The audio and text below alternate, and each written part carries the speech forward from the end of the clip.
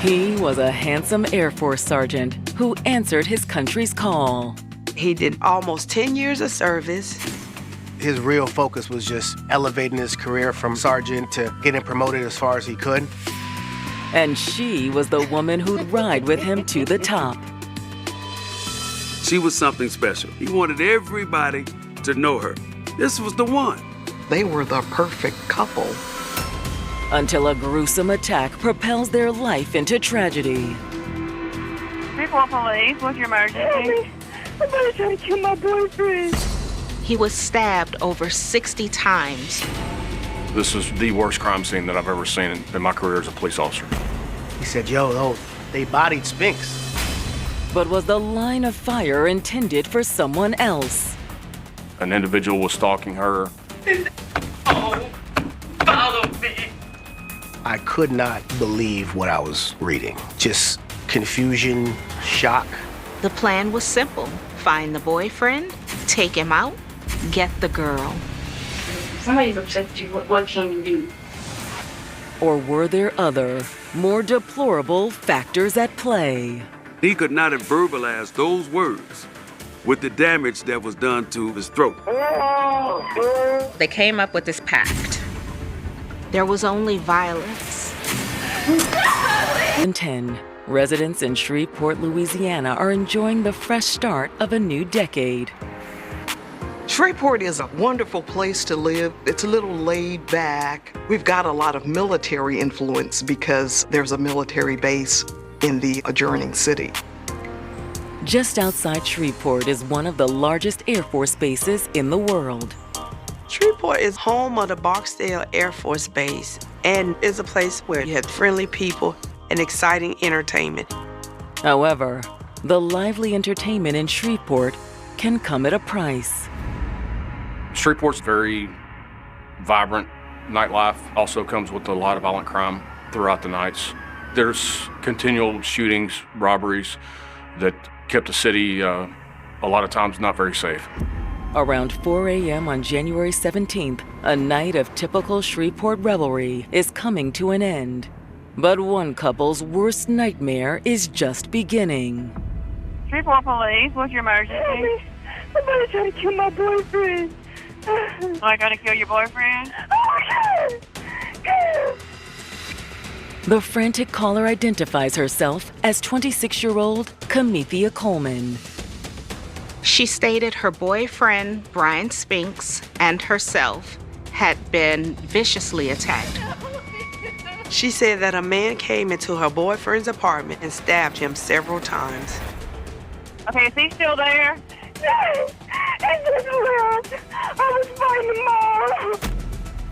She tried to fight off the attacker, but he stabbed her too. She sustained injuries as a result, but her boyfriend, Brian, sustained much more severe injuries. 911 operators can hear Brian's voice in the background, so there's still a chance to save him if they move quickly. Oh. Baby, are you okay? Please help me. Miss Coleman calling 911 was very, very emotional and crying, screaming. Okay, I need you to calm down. We're getting police there. First responders are immediately en route to the scene. But while on the call, the operator can hear Brian's moans become faint and eventually stop. Say something! Brian! Say something to me, please! 29-year-old Brian Spinks was destined for a life of service to his country. Brian came from a military family. His grandfather was in the Air Force. My father was in the Army in World War II. Myself, I was in the Marine Corps. Brian sought to follow his father's footsteps. After graduating high school, he immediately enlisted in the U.S. Air Force. I was proud that my son decided to follow in the military footsteps of his forebears. Brian loved being in the Air Force and serving his country. Brian immediately built a reputation as a person who would always go the extra mile for others and show up for his friends and fellow servicemen. No matter who they were or where they were from, Brian was a man with an open heart and open arms. Brian also prided himself on being a dedicated father to his 2 children. There's a lot on him as far as, juggling his time. But Brian really loved his kids, and he really put in a lot of effort to make sure that they were well taken care of. With his skill and reputation, it didn't take Brian long to earn a promotion to staff sergeant.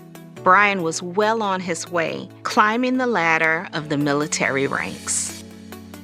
After almost 10 years of service, with 4 deployments and 2 tours in Iraq, Brian found himself stationed at Barksdale Air Force Base in Shreveport, Louisiana. It was there Brian met someone who'd change his life forever. 24-year-old Camethea Coleman. Ooh, man, it's chilly out here tonight. I know, right? While at a house party in 2008, destiny struck, and Brian met Camethea. She was different from any woman he'd ever met before. So you're in the military? Yeah, Air Force, Well, I love a man in uniform. The sparks just kind of flew from there. Brian was immediately drawn to her. Camethea was the perfect combination of brains and sexy. I have a career in social work. It's what I've always wanted to do since I was a little girl. Wow, that's great. She attended Grambling State University, where she earned a degree. She wanted to help others in their lives, and that was something that Brian could relate to. And it didn't take Brian long to become completely head over heels smitten with her. They began dating not too long after that first meeting.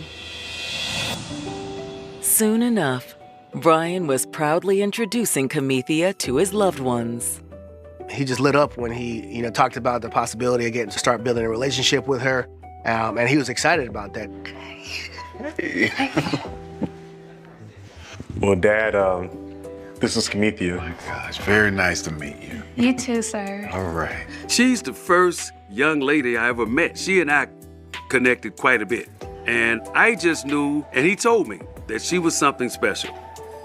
Brian felt like Camethea completed him in many ways, and to everybody else, they were the perfect couple. Yeah, she's great. We were excited for him because we had never really seen him in a real, long-term type of relationship. So I was happy that he met somebody he could potentially see a future with. I was amazed at how she lit the light bulb in him. This was the one. But now, the couple's promising future is at risk of being cut short as police and EMS race to Brian's apartment in response to a violent stabbing. They know time is of the essence if they're going to save Brian's life. As authorities arrive, they come across a grotesquely violent scene. Camethea is covered in blood, and Brian is even more blood-soaked. Camethea is crying hysterically. While paramedics attempt to revive Brian, officers tend to Camethea. They are asking if she could recall anything about the attacker so that they could, try to catch up with him before he would get too far. What is man? What's he look like? What does he look like, man? Camethea is just hysterical. She's bleeding, and she couldn't answer any of their questions. Police are concerned there is a violent man on the loose, but with such few details, they fear he will get away. Who is this man, and why did he want to harm this young couple?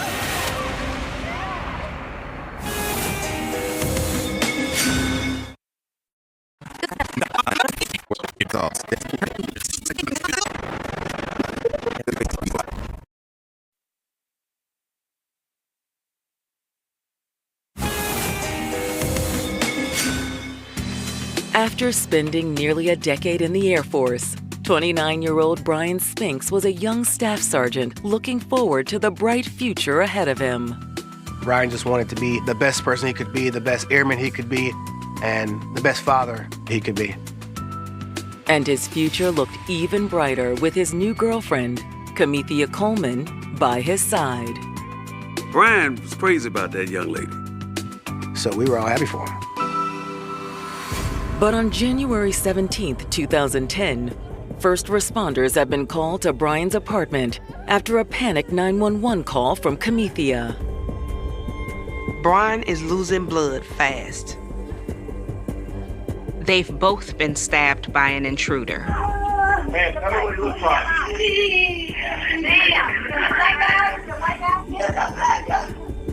Blackout. That's all we got right now. First responders do everything they can to revive Brian. Unfortunately, though, their work is futile. Despite their best efforts, first responders were unable to revive Brian. He was pronounced dead on the scene, and this home invasion has now become a murder investigation. Will Camethea suffer a similar fate? She has been stabbed 5 times, twice in the abdomen, once on each leg and on one hand. They quickly take her to the hospital for more treatment. Meanwhile, homicide detectives arrive to begin their investigation. As we entered the house and began looking at the victim, we noticed that he had received multiple stab wounds. Brian's body is covered in stab wounds, over 60 to be exact. Stab wounds all around the neck. Definitely overkill.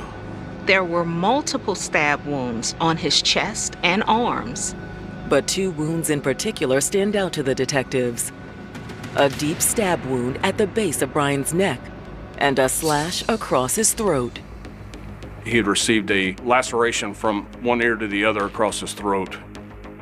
Obviously, whoever did this did not intend to just rough him up. They intended to kill him. Blood spatter can be found all over the apartment. This is the worst crime scene that I've ever seen in my career as a police officer. By the looks of this gruesome scene, it's clear that the assailant was relentless. As detectives continue to process the crime scene, they find not 1, but 2 murder weapons. We noticed the 2 knives laying next to the victim. One of the knife blades was broken. Most likely, the first knife broke during the midst of all the stabbing, and the second knife was used to finish the job. As we began reviewing the rest of the residence, we noticed that there were 2 missing knives from the knife block in the kitchen, and the knives that were used to kill the victim appeared to be the same make of the knives that were in the kitchen block. But what was the killer's motive? It could not have been robbery because everything in the apartment that was valuable was undisturbed. There was only violence. Whoever had done this seemed to have a serious grudge against Brian. When the tragic news reaches Brian's loved ones, they're in disbelief. They told me that my son has been the victim of a homicide. And immediately denial set in because I started trying to differentiate homicide means he's dead. I didn't know the exact details other than my son was deceased, and I had to get that in to my heart some way. I had a whole bunch of missed phone calls, and one of the voicemails was from one of our friends that was stationed with us at the base. And I called him back, and he was like, he said, they bodied Spinks. He was like, turn on your computer. And that's when I saw the news article online. And it was just like, stomach dropped. I could not believe what I was reading. Just confusion, shock, sadness. As one team of investigators continues processing the scene, another begins canvassing the neighborhood for leads. Brian's neighbor tells detectives that she thought Brian and Camethea were a lovely couple, and she'd never had any problems with him outside of the occasional loud party. But last night was different. The neighbor remembered being awoken due to screaming and yelling. She was awoken by a commotion around 3:15 that morning. She heard yelling back and forth, but she really couldn't make out the words. She didn't actually see anything helpful, and neither did anyone else in the neighborhood. Except for Camethea. She was really the key to unlocking what happened. We needed to speak to Camethea Coleman immediately to get more details. And fortunately, detectives soon received word that Camethea is ready to talk. Detective Bowen, she's good to go? They are notified she's in stable condition. Luckily, her wounds are not fatal. So once Ms. Coleman was brought from the hospital, she was brought into the detective office. When detectives meet with Camethea, she is clearly still shaken up. But she says she has something very important to tell them. She says she knows exactly who killed Brian. I saw him earlier that day. Saw him riding by. Camethea reveals she has a stalker, and he is the one who did this.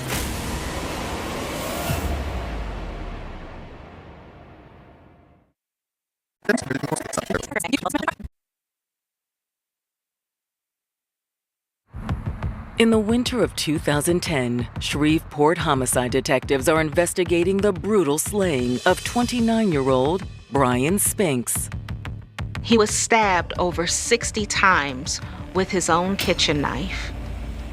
Obviously, whoever did this didn't intend to injure him. They intended to kill him. Brian's girlfriend, Camethea Coleman, was also stabbed during the attack, but has survived. Now Camethea is telling the investigators that she knew the attacker. She was so distraught and emotional at the scene, but now that her mind has settled and she's calmed down, she in fact did recognize the attacker. I saw him earlier that day. Saw him riding by. She advised that an individual was stalking her. What's this guy's name?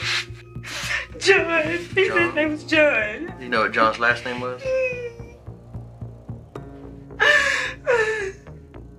Describe John for me. He's dark. He's probably like a little taller than me. She told police that she'd met him at a club a while back. We were talking, but I told him there would never be anything because I was with Brian. According to Camethea, John wouldn't take no for an answer. He was aggressively trying to pursue her, and he'd been following her. He got the picture, but then he showed back up. He would pop up like in crazy places. In fact, Camethea says on the afternoon of January 16th, John popped up outside her apartment. So this is before about 2 or 3 in the afternoon? Mm-hmm. Okay. Did he say anything to you? You just saw him or what? Did y'all talk? Be strong for me, girl, okay? We gotta find out. Through tears, Camethea tells detectives John didn't say anything to her that afternoon, but later that night, she still couldn't shake the feeling that she was being watched. She'd been out club hopping with her friends, and as the bars began to close, she decided it might be best to go to Brian's house to go to sleep, as she often did when she was out late. I missed you. I miss you too. We went over to his apartment. I know.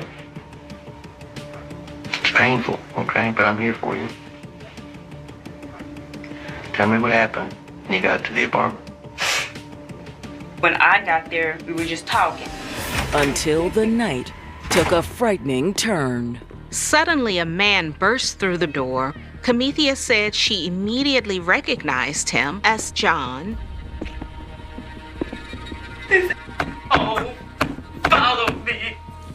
Camethea says when John arrived, she was alarmed, but she never could have imagined what happened next.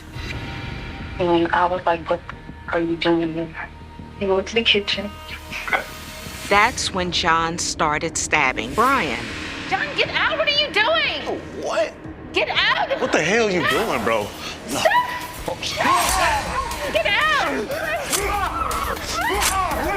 And he got the knife and he just started jabbing. Camethea says she was in shock as she watched the violence unfold. I was looking at John. I was like, get the fuck out of here. But John was relentless. The first knife broke during the midst of all the stabbing. Then he was just using one knife and was stabbing Brian repeatedly. Camethea said she then knew she had to do something. When Brian was on the ground, I jumped on him. Please don't. That's when John turned the knife on her. No! Stop!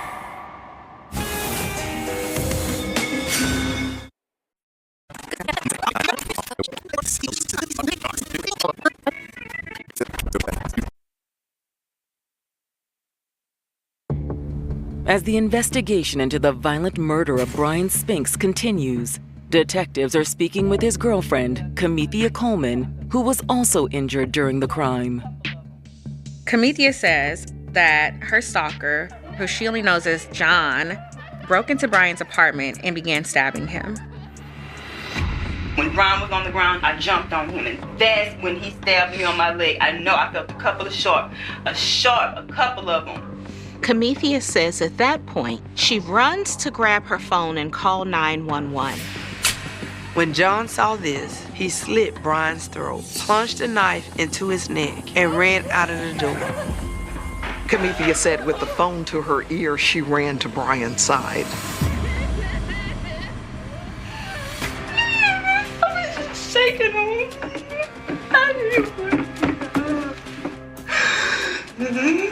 I didn't know what to do. I pulled the knife out of Brian. She removes the knife from his neck, and shortly after, first responders arrive.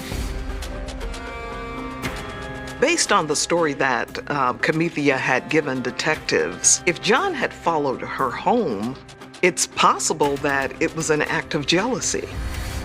The plan was simple. Find the boyfriend, take him out, get the girl. But detectives know they'll have to investigate further to determine whether or not this was in fact the case. In their search for more information on the couple, detectives turn to Brian and Camethea's friends, and what they discover is eye-opening. Camethea had a dark side to her. Brian had dropped some lines to me about like, hey man, she's, Kim kind of crazy. We started seeing a change in their relationship, and she was being clingy and asking more questions about what he was doing and stuff like that. Who are you talking to, Brian? Talking about? Camethea always thought that he was looking for another person to be with. I'm not letting you see my phone. No, stop. Her behavior over Brian became controlling. She's becoming more and more compulsive. We wake up in the middle of the night, she's in his phone. She's looking under the bed, she's looking in the closet, looking for something that wasn't there. You're acting crazy. What did you just call me? Friends say, despite the tumultuous nature of their relationship, Camethea even began pressuring Brian to get married. For Brian, this was too much, and he began to feel suffocated in the relationship. Brian has a son and a daughter, and he was doing his regular Air Force job and school. And he just wanted a little time to himself sometime. So Brian decided to distance himself from Camethea. I need some space. What? I need some space. No, you can't. No, I'm you done. can't leave, Brian. No. But Camethea wasn't having it. There are times where we've been out and we saw Kim at different places. She was popping up everywhere. Anytime he and his friends went out for drinks, went out to the club, anything, she was there, and it was quickly becoming a problem. It was starting to sound like Camethea was the true stalker. Friends say the situation came to a head on the night of January 16th, the same night Brian was killed. It was just a regular night. We went downtown, we were having drinks, listening to music. Brian was in the club and he was doing what they call the Texas two-step with this young lady. This young lady was the girlfriend of one of Brian's good friends, and her boyfriend is present as well. But then, Camethea showed up. As soon as Camethea came face to face with the woman, all hell broke loose. What the hell do you think you're doing? Stop it. My man. They couldn't believe that she had started a fight in the club. Back up. No, get away from me.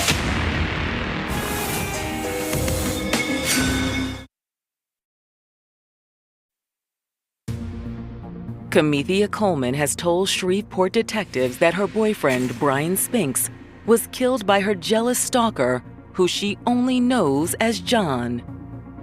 But now detectives are wondering if the true stalker is Camethea. He was trying to separate himself. She was trying to control him. Brian's friends say Camethea's possessive behavior came to a head on the night of his death. Brian had gone out with some of his friends. Everyone was drinking. And then Miss Coleman appeared at that establishment.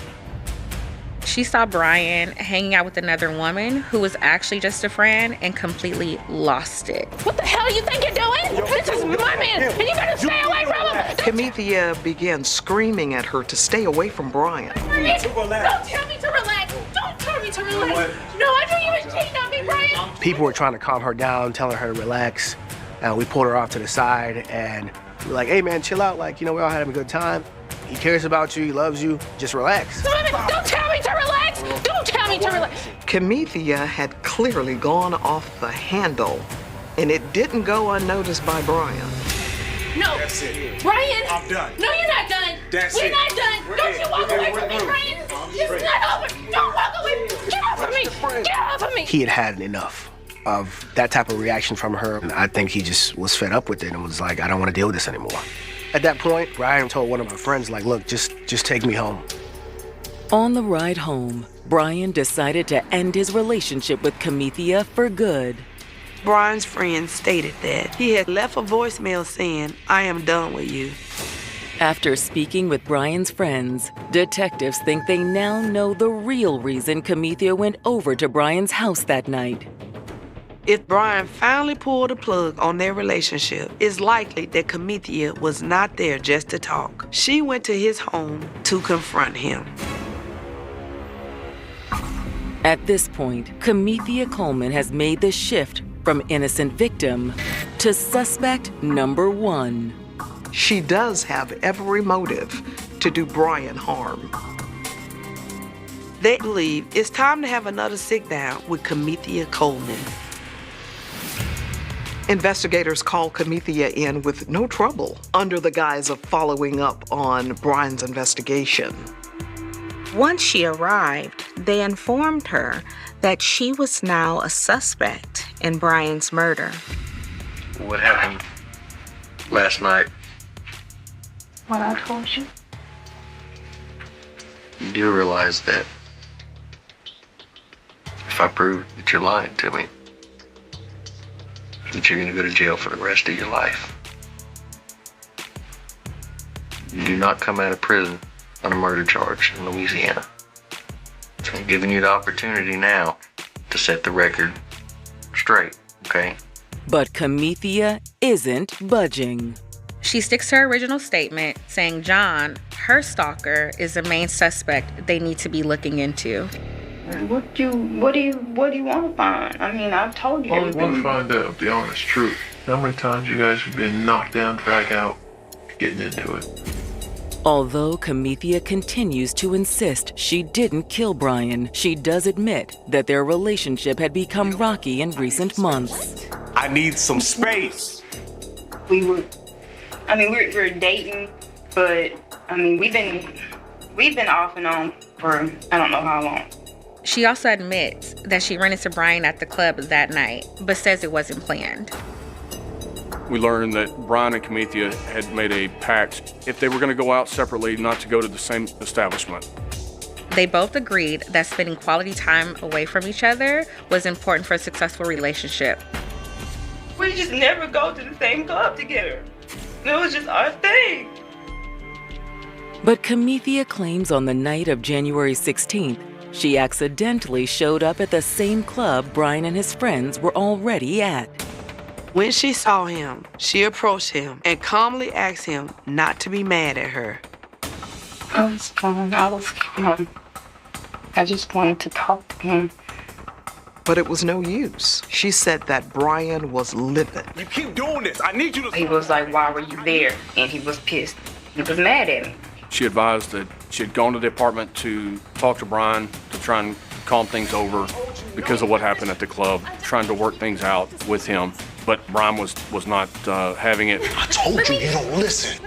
Camethea says he began squeezing her hand very hard and it hurt. Go. He just I told you. She claimed that Brian grabbed her throat with one hand and started choking her. Camethea says she was eventually able to free herself. You jerked away. She says she was trying to get out of his apartment immediately. Was like push you. And the knife out. He pulled the knife out. Camethea told investigators he had stabbed her several times before she could get away from him. And I pushed him. And I was like, if I don't do something, I'll kill you. So when she freed herself, she dashed to the kitchen to arm herself. She then confessed to stabbing him, however, stated it was self-defense because Brian had attacked her previously and she was afraid for him to attack her again. I used to do my hands too. So he just kept stabbing. When did his throat get cut? Because it was cut bad. Once again, she blames that on this mysterious John character. Oh, yeah. So he showed up in the middle of y'all fighting? Somebody's upset with you. What can you do?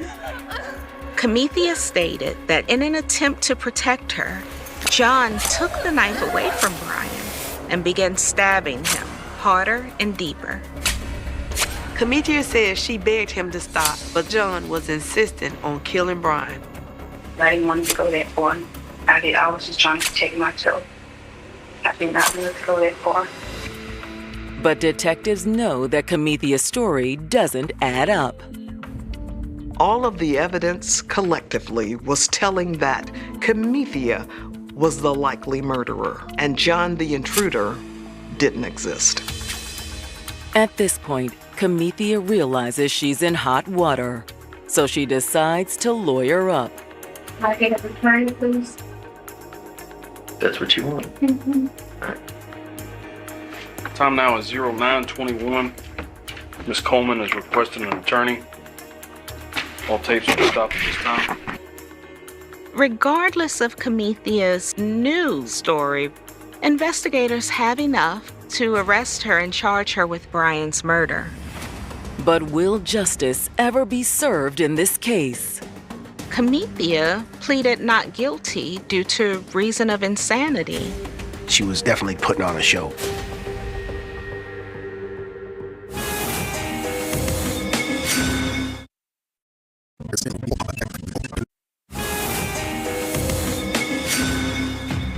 In January of 2010, Shreveport investigators have Camethea Coleman in custody for the murder of her estranged boyfriend, Brian Spinks. When I found out that she was under arrest for this, the shock just got even more amplified because this was somebody that he cared about, that we thought cared about him. The commanding officer called me and he said, she's the one that did it. I said, no way. There's no way. He said, yes, no way did she do it. Yes, she did. Even with Camethea behind bars, investigators are still discovering additional evidence against her. A forensic medical examiner studies both Brian's autopsy report as well as Camethea's medical records from the night of the murder. What they determined was that Camethea's 5 stab wounds were self-inflicted. Investigators can only assume that Camethea stabbed herself to make it look like she acted in self-defense. And in the months leading up to trial, Camethea continues going to extreme lengths to avoid taking responsibility for Brian's death. Camethea pleaded not guilty due to reason of insanity. She stated that she'd blacked out and was completely unaware of what she had done to Brian. And in July of 2011, she was found to be mentally incompetent to stand trial.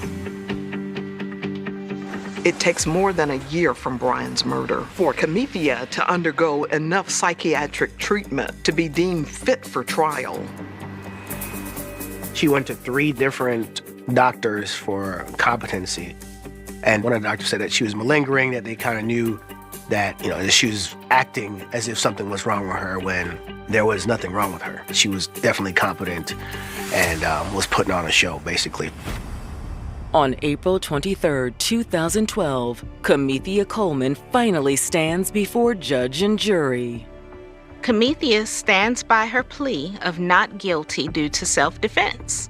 She claims she was in a very abusive relationship with Brian, and that night was only the last in a long history of violent nights. Brian was the opposite of violent.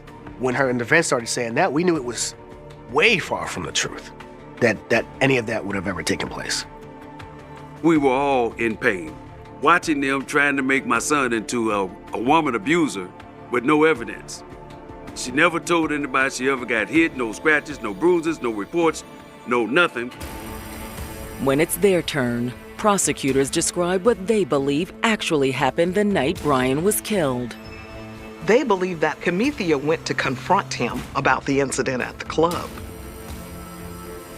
Please, no, I just want to. No, Kim, I am done. I just want to talk to you. Talk about what? Kim, No. it's over. Brian said that things are over, and that's when she decided that if she couldn't have him, no one would. Prosecutors believe that once Brian's back was turned, Camethea grabbed a knife from the butcher's block and stabbed him in the back. Sick and tired of this.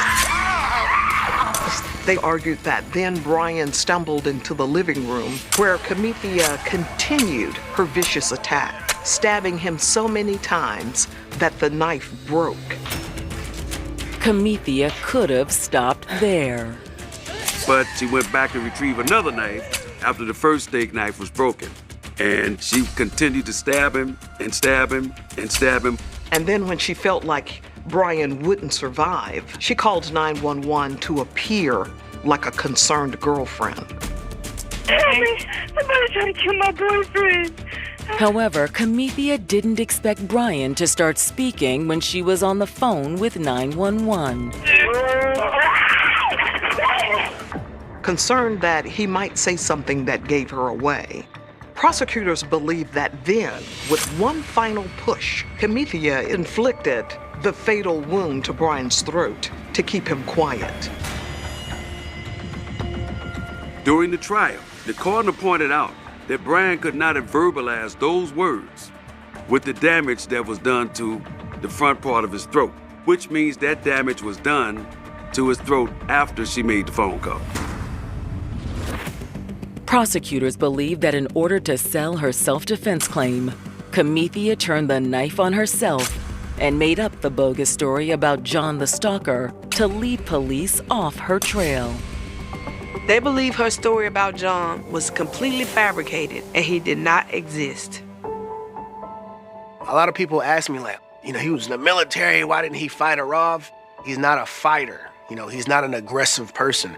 Some of the defense marks that we found out that were on him, he was clearly just, balled up, trying to survive, trying to live. When the jury retires to deliberate, they side with prosecutors. They unanimously found Camethea guilty of second-degree murder. Camethea Coleman is sentenced to life in prison without the possibility of parole. She got what she deserved. She does not need to be on the streets anywhere for the crime that she committed. When you hear the words, there is joy, but not joy in a happy way. More a joy and a relief that none of the lies that she The wind across the Canadian prairies does not just blow, it howls with a hollow, bone-chilling permanence that swallows secrets whole. In the deep, unforgiving winters of Saskatchewan, the cold becomes a physical presence, a heavy shroud that locks the earth in a frozen silence for months on end. Underneath that thick crust of snow, the ground holds its breath, concealing things that the human mind refuses to acknowledge in the warmth of daylight. It is a vast, deceptively serene landscape where distance blurs reality, and where a person can vanish into the horizon as if they never existed at all. For a long time, the quiet streets of Saskatoon and the desolate, brush-choked ditches just beyond the city limits kept a monstrous secret, buried under layers of dirt, decaying leaves, and a suffocating blanket of societal apathy. It was a silence engineered not just by the harsh northern climate, but by a chilling calculation that knew exactly which lives the world would miss, and which lives it would choose to ignore. Imagine walking along a dirt road where the city abruptly gives way to the wild, tangled brush of the Canadian plains. The air is crisp, carrying the sharp, metallic scent of impending snow. The only sound is the rhythmic crunch of gravel beneath your boots and the occasional, distant caw of a crow cutting through the heavy atmosphere. Then, your eyes catch something unusual in the dense thicket just feet from the road. At first glance, it looks like a discarded piece of trash, perhaps a branch bleached white by the harsh summer sun and splintered by the winter frost. But as you step closer, stepping through the crackling twigs, the shape shifts into something unmistakably human. A curve of a bone, a fragment of clothing half buried in the mud, a patch of hair matted with frozen earth. The realization hits with the force of a physical blow to the chest. This is not debris. This is what remains of a human being, a person who once laughed, loved, dreamed, and wept, reduced to a nameless skeleton hidden in the weeds. And as the authorities begin to brush away the dirt, they realize this grave is not alone. The earth here is heavy with the weight of multiple secrets, a dumping ground for a predator who operated with absolute impunity because he knew his hunting grounds were invisible to the rest of society. Long before the flashlights of forensic investigators illuminated these shallow graves in the autumn of 1994, a shadow had been moving through the neon-lit, rain-slicked streets of Saskatoon. This shadow did not wear the monstrous mask of a cinematic villain, it wore the face of an ordinary, unremarkable man. He sat in local bars, drove an ordinary car, and walked the same pavement as everyone else. But behind his dull, unassuming eyes lay a chaotic, swirling vortex of violence and depravity. He was a man who looked at vulnerable women not as human beings, but as objects to be used, broken, and discarded like trash on the side of a highway. He understood the cruel geography of social vulnerability. He knew that in the early 1990s, a certain segment of the population could disappear from the margins of society without triggering a massive police manhunt, without dominating the nightly news, and without causing a ripple of panic in the wealthy, manicured suburbs. He targeted Indigenous women, exploiting a deeply entrenched, systemic indifference that essentially guaranteed him a license to kill. The tragedy of this story does not begin when the hearts of these young women stopped beating. It begins with the cold reality that their disappearances were met with a resounding, deafening silence. When a young girl fails to come home for dinner, or when a mother does not return to her children, the world is supposed to stop. Phones are supposed to ring, search parties are supposed to comb the woods, and faces are supposed to stare out from missing person posters on every storefront window. But for families living on the margins, families whose ancestry tied them to the very land that was now swallowing their children, the response was agonizingly different. Their frantic calls to authorities were often met with bureaucratic shrugs, dismissive assumptions, and a subtle, unspoken implication that these women had simply walked away from their lives by choice. This systemic negligence created a perfect, terrifying vacuum. It allowed a brutal serial killer to walk among them, his hands still stained with the blood of his last victim, as he casually scouted the streets for his next target. This is the grim chronicle of John Martin Crawford, a name that should be etched in the annals of criminal history alongside the most notorious monsters of the 20th century, yet a name that remains tragically unfamiliar to many. He was a man who had already tasted blood as a teenager, a man who had already been branded a killer by the justice system, only to be released back into the wild to hunt again. His methods were primal, driven by an urgent, disorganized need to dominate and destroy. He did not possess the complex, theatrical intellect of a criminal mastermind. Instead, he possessed something far more dangerous, a total absence of empathy combined with a keen understanding of who society deemed disposable. The story of his crimes is a journey into the darkest recesses of human nature, a narrative filled with terror, betrayal, and a desperate struggle for survival in the bleakest corners of the Canadian West. It is a story that forces us to look into the mirror and confront an uncomfortable truth about whose lives we value and whose deaths we allow to pass in silence. As we peel back the layers of this forgotten nightmare, we find ourselves standing in the dimly lit rooms and desolate alleyways where these horrors unfolded. We hear the desperate, muffled cries that were ignored by the passing traffic, and we feel the suffocating terror of victims who realized, in their final moments, that they were completely alone in the hands of a monster. But more than a catalogue of horrors, this is an account of a community that refused to let the memory of their daughters, sisters, and mothers be erased by the snow or by the apathy of a nation. It is a story of a breakdown in justice so profound that it left a trail of broken families and unhealed trauma that still resonates through generations. The cold wind of the prairies continues to blow, but the voices of those buried in the brush refuse to be quieted any longer.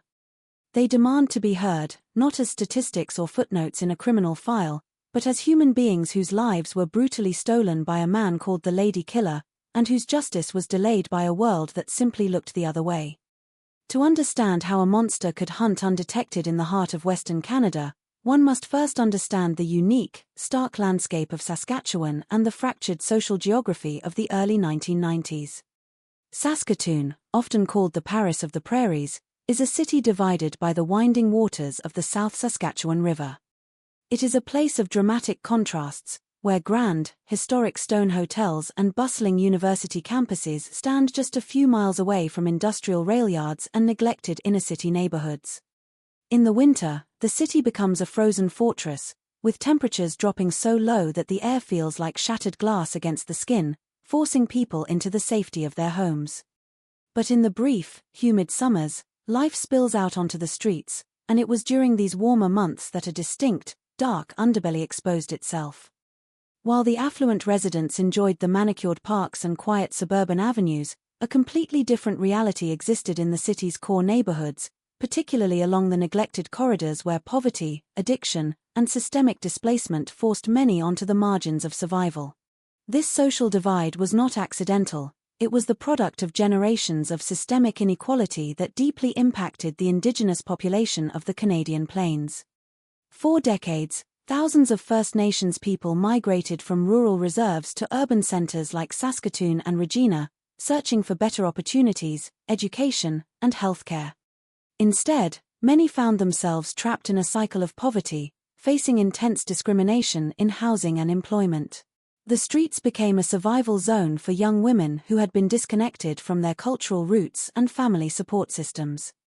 In these marginalized neighborhoods, a thriving street economy emerged out of sheer necessity, where young women walked the dark, poorly lit avenues to survive, completely exposed to the whims of who pulled up to the curb. It was a community that lived under a constant cloud of vulnerability, where the threat of violence was an everyday reality, and where a deep-seated distrust of the authorities meant that crimes often went unreported, creating a shadow world that was largely invisible to the mainstream public. Born into this fractured Canadian landscape on March 29, 1962, in Manitoba, John Martin Crawford was a product of a deeply troubled, volatile environment that warped his psychology from his earliest years. His childhood home was a chaotic crucible of neglect and abuse, dominated by a stepfather whose severe alcoholism fueled regular outbursts of rage and a mother consumed by the compulsive desperation of a gambling addiction. In this unstable household, young Crawford learned very early that the world was a hostile, unpredictable place where the weak were preyed upon. By the time he reached the age of 12, he was already seeking escape from the emotional void of his domestic life through heavy substance abuse, initially inhaling toxic household glues before quickly escalating to potent hallucinogens like LSD, heavy alcohol consumption, and chronic marijuana use. This toxic cocktail of chemicals acting on a developing, unstable brain began to permanently alter his perception of reality, fracturing his psyche before he even crossed the threshold of adolescence. As Crawford entered his teenage years, the internal damage manifested in a terrifying psychological symptom, the onset of persistent, sinister auditory hallucinations. He began to hear voices whispering in the quiet corners of his mind, dark commands and chaotic static that grew louder and more aggressive as the years passed. He became a social outcast, a quiet, brooding youth who masked an explosive inner rage with a dull, vacant expression that made him blend seamlessly into the background. His worldview became deeply misogynistic, viewing women through a lens of profound resentment and sexual aggression, a psychological distortion that fused his escalating sexual desires with a primal need for total dominance and destruction. He was not a sophisticated, meticulous criminal who planned his moves like a chess grandmaster. Instead, he was an impulsive, disorganized predator whose internal pressure was constantly building toward a violent explosion. Waiting for the right moment and the right victim to unleash the horror festering inside his mind. That explosion occurred in December of 1981 in the city of Lethbridge, Alberta, when a 19-year-old Crawford committed his first known act of lethal violence against 35-year-old Mary Jane Sirloin. The attack was characterized by an overwhelming, frenzied brutality that exposed the sheer depth of Crawford's inner depravity, as he trapped the vulnerable Indigenous woman, subjected her to a horrific sexual assault, and viciously beat and stabbed her to death. When the authorities discovered her broken body, the sheer malice of the crime was undeniable, yet the legal system handled the case with a leniency that foreshadowed the systemic failures to come. Instead of facing a first-degree murder charge that would carry a permanent life sentence, Crawford was permitted to plead guilty to the lesser charge of manslaughter, receiving a mere 10-year prison sentence. This legal compromise essentially valued the life of a murdered Indigenous mother at less than a decade of confinement, sending a dangerous message to the young predator that the consequences for his ultimate desires were temporary and negotiable. Behind the stone walls of the federal penitentiary, Crawford did not find rehabilitation. Instead, his dark impulses were simply placed on a mandatory pause while his resentment toward society matured. He served his time as an unremarkable inmate, keeping to himself, navigating the prison hierarchy, and waiting out his sentence until his eventual release on full parole in 1989. When he walked out of the prison gates, he was 27 years old, legally a free man but psychologically unchanged, carrying the exact same violent pathology that had claimed the life of Mary Jane Sirloin 8 years prior. He chose to relocate to Saskatoon, Saskatchewan, a fresh landscape where his criminal record was not common knowledge among the local population, allowing him to establish a quiet, ordinary routine as a laborer. He rented a modest apartment, blended into the working-class neighborhoods, and began to casually frequent the local bars and billiard halls, presenting himself to the world as just another quiet, single man trying to rebuild his life after a rough patch. However, beneath this mundane exterior, the old hunger had quickly returned, amplified by years of confinement and directed by the same dark voices that had never truly left his head. Crawford began spending his evenings driving through the rain-slicked, neon-lit streets of Saskatoon's core communities, his eyes scanning the sidewalks and bus stops with a practiced, predatory focus. He carefully studied the patterns of the city's street life, identifying the specific locations where vulnerable women congregated and noting the distinct absence of police patrols in those areas. He realized that the social climate of Saskatoon in the early 1990s was ideally suited for his specific desires, offering an abundant supply of targets who were so severely marginalized by society that their sudden absence would barely register as a crisis to the outside world. With a cold, calculated awareness of his own geographical and social surroundings, the man who would become known as the Lady Killer prepared his transition from a one-time offender into a methodical, relentless serial killer. To truly comprehend the depth of the tragedy that swept through the western plains of Canada in the early 1990s, one must step away from the grim shadow of the killer and walk into the vibrant, beautiful lives of the women whose stories were so brutally interrupted. They were not merely statistics, nor were they the disposable caricatures that a cold, indifferent society often painted them out to be. They were daughters who had been held lovingly by their mothers as infants, sisters who shared secrets in the dark of night, and young women possessing rich inner worlds filled with dreams, laughter, and a fierce desire to find their footing in a complex, often hostile world. Their roots were deeply intertwined with the ancient heritage of the First Nations, carrying the resilience of a people who had survived generations of systemic hardship, and their individual spirits shone brightly despite the heavy socio-economic shadows that loomed over their daily environments. To understand what was stolen from this world, we must look closely at who these women actually were before their paths crossed with a monster on the desolate streets of Saskatoon.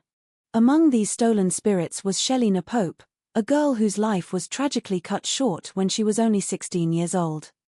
At an age when most teenagers are navigating the innocent anxieties of high school, prom dresses, and first crushes, Shelley was already carrying the weight of a world that offered very little safety nets for a young Indigenous girl.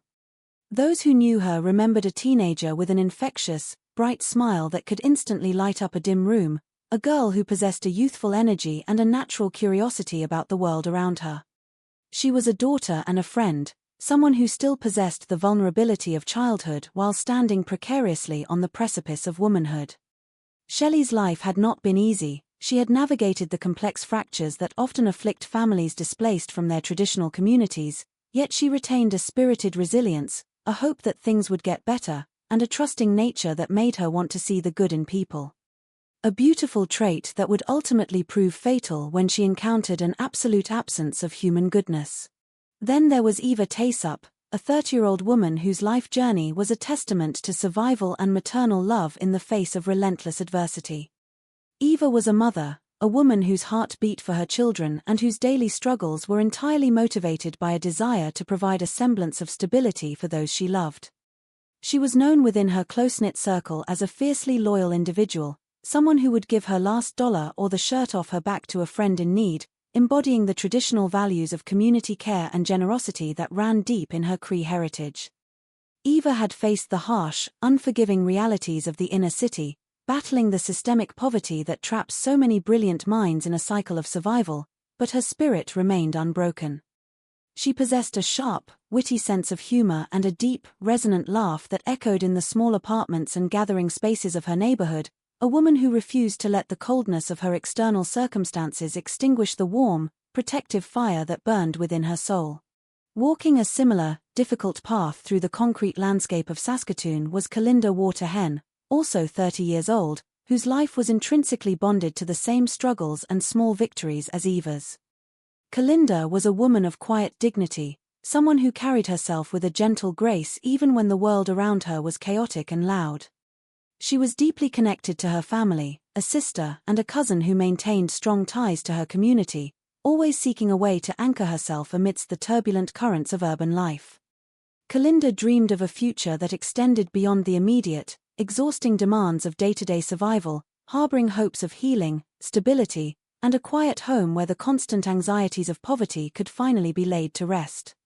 She was a human being of profound value, possessing an inherent worth that had nothing to do with her material wealth or social status, a woman whose life mattered immensely to the people who waited for her to walk through the door each evening.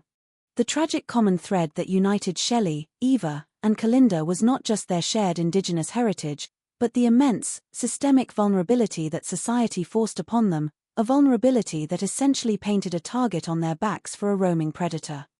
In the early 1990s, the economic realities for young First Nations women in Western Canada were incredibly grim, as historical trauma, discrimination, and a lack of social resources created an environment where survival often meant taking extreme risks.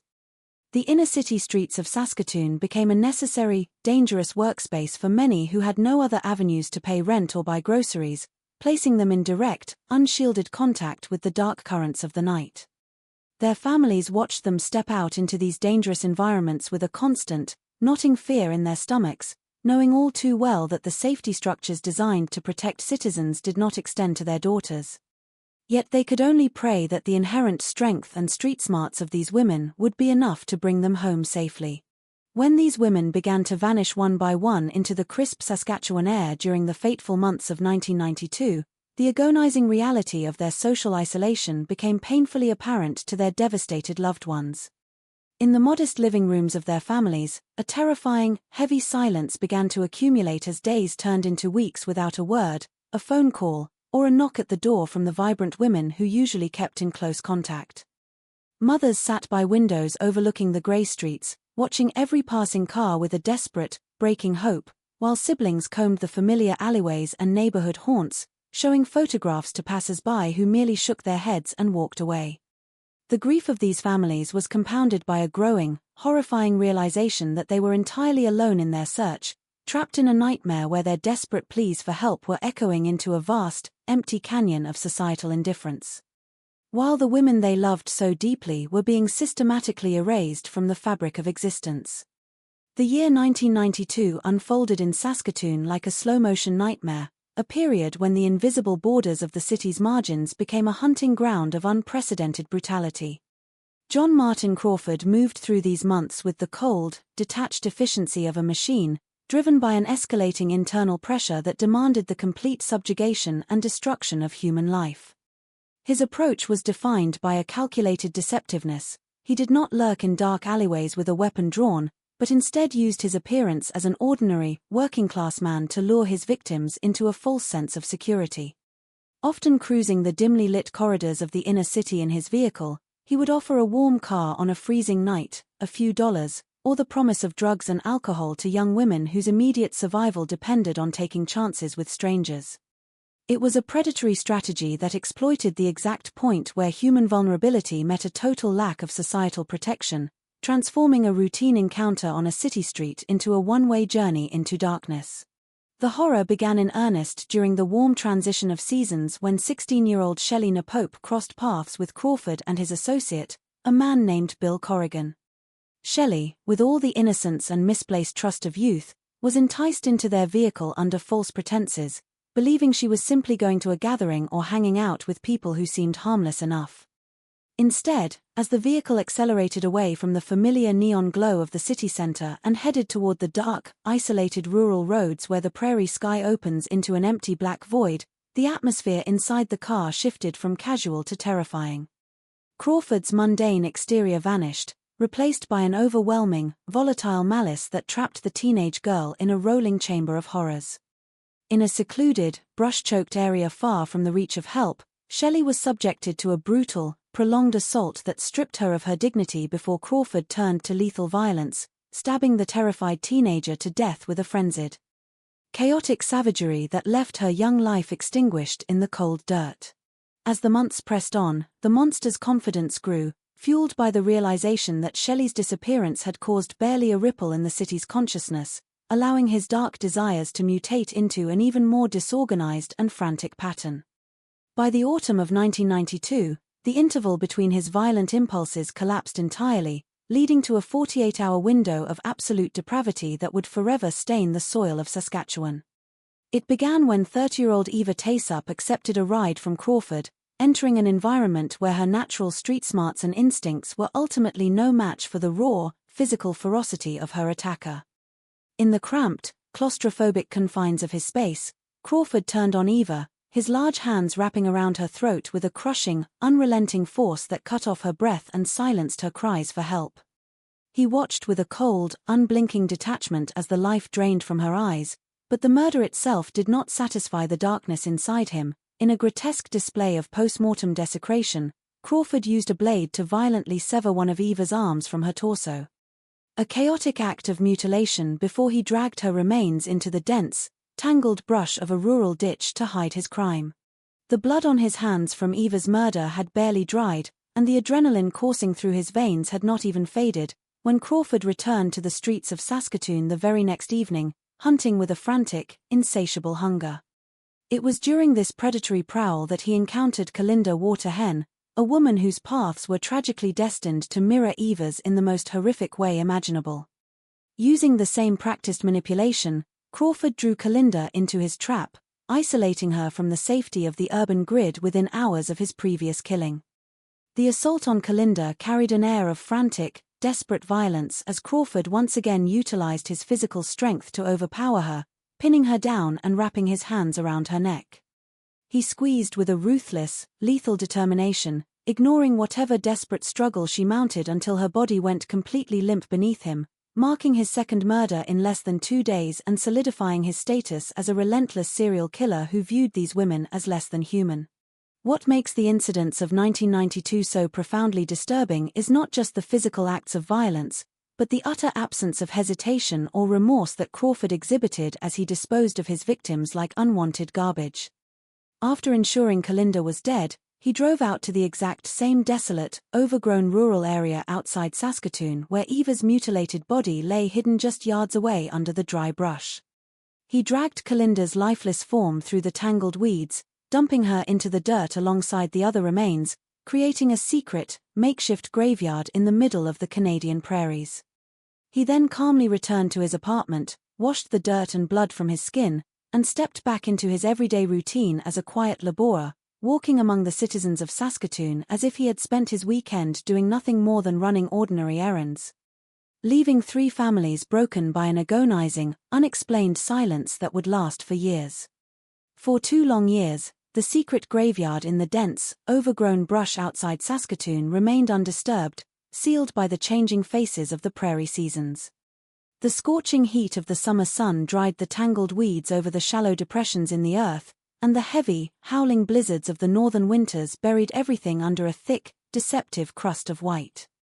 To anyone driving past the rural ditch on the way to the city, it looked like an ordinary, unremarkable stretch of the Canadian plains, a place where nothing ever happened. But beneath that surface of dirt, decaying leaves, and wild brush, the physical evidence of an absolute horror was slowly waiting to be brought to light.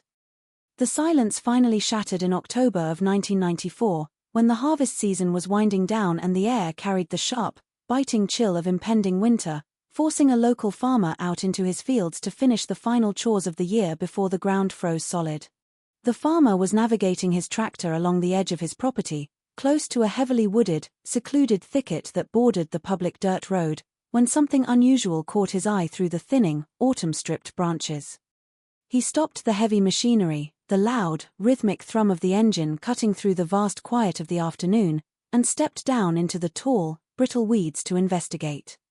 As his boots crunched through the dry grass, a heavy, unmistakable scent of decay hit him, a smell that any person working the land recognizes instantly, but this was amplified, trapped in the stagnant air of the dense brush.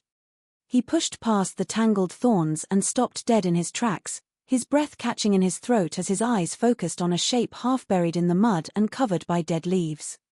It was not the remains of a stray farm animal or a discarded piece of hunting refuse, it was a human skull, bleached white by the elements, staring blankly up at the grey sky through hollow sockets. The farmer stumbled back out of the thicket, his heart pounding against his ribs, and scrambled to his vehicle to alert the Royal Canadian Mounted Police, setting off a massive forensic mobilization that would forever change the quiet community. Within hours, the desolate rural road was blocked off by plastic yellow crime scene tape that fluttered violently in the biting prairie wind, and the quiet ditch was flooded with flashing red and blue lights, reflecting off the metallic paint of police cruisers and mobile forensic laboratories. Investigators clad in white protective suits stepped carefully into the brush, their eyes trained on the ground as they established a meticulous grid system, marking every square inch of the terrain with small numbered flags. As they began the slow, agonizing process of brushing away the topsoil and removing the tangled roots with small hand tools, the true, horrifying scale of the site began to reveal itself, sending a wave of shock through the experienced forensic team. Just a few yards from where the first skull was found, a forensic anthropologist uncovered a second set of human remains, buried in a similar hurried, disrespectful manner under a thin layer of earth and dead branches. The condition of the bodies was severely compromised by 2 years of exposure to the extreme Saskatchewan climate and the activity of local wildlife, reducing the victims largely to skeletal fragments and matted clothing that had fused with the damp soil. As the investigators carefully catalogued each bone and piece of fabric, a grim detail emerged from the second grave that pointed directly to a sadistic, intentional act of violence rather than an accidental death or exposure. One of the skeletal frames was completely missing a right arm, and a close examination of the surrounding dirt and the bone structure indicated that the limb had not been dragged away by animals, but had been cleanly, violently severed from the body around the time of death. A signature of profound post-mortem mutilation.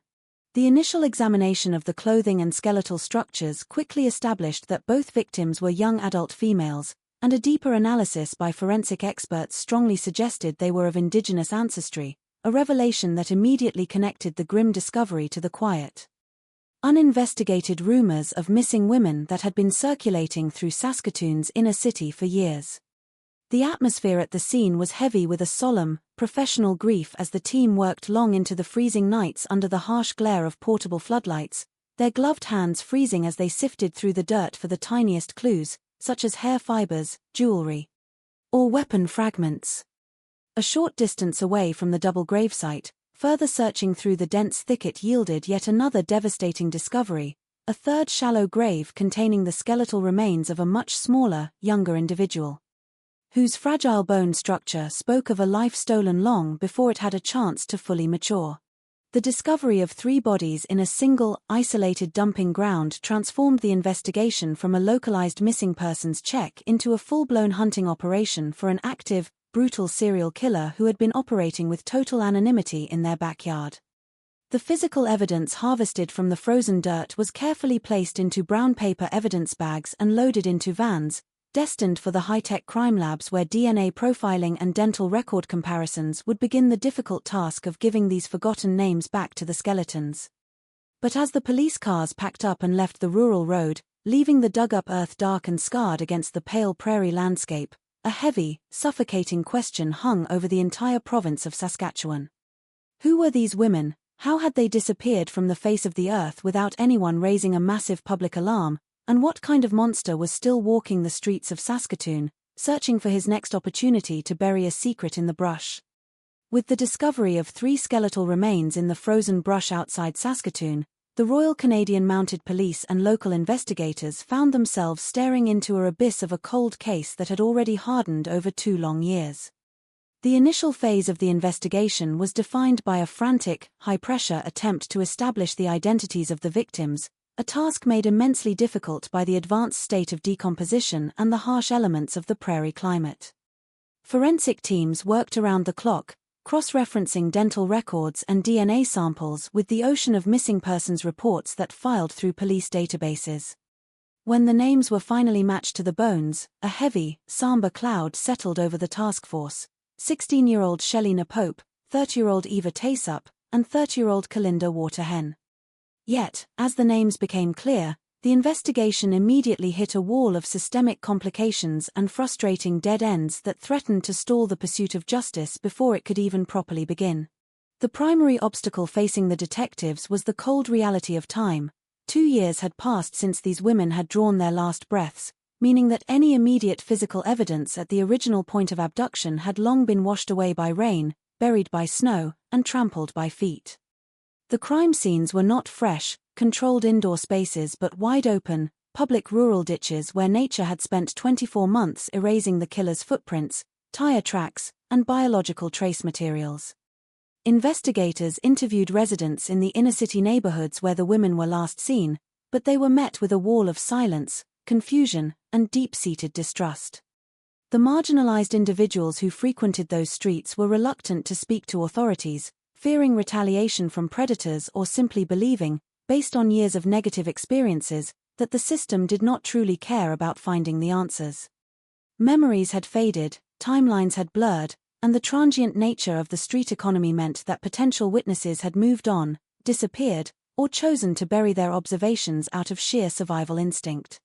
As the weeks dragged on into the winter of 1994, detectives chased a multitude of theories that led down increasingly dark and frustrating dead ends. They looked closely at the known violent offenders in the Saskatchewan area, constructing elaborate profiles of local men with histories of sexual assault and domestic violence, but one by one, these suspects provided airtight alibis or lacked any geographic connection to the specific dumping ground. There were whispers in the criminal underworld of a sophisticated prostitution ring operating across provincial borders, leading investigators to suspect a highly organized, mobile syndicate that targeted vulnerable women and moved them through a network of safe houses before disposing of them.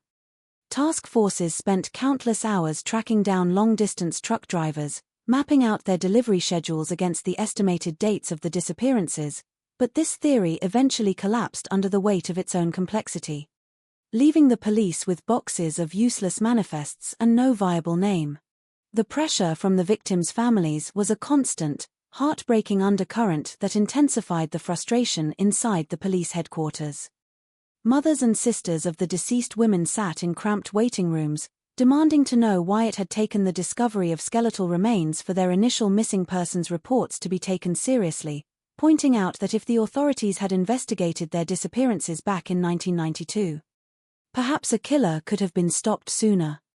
This emotional tension hung heavily over the detectives, who knew that with every passing day without a suspect, the trail was growing colder and the likelihood of the killer striking again was increasing exponentially.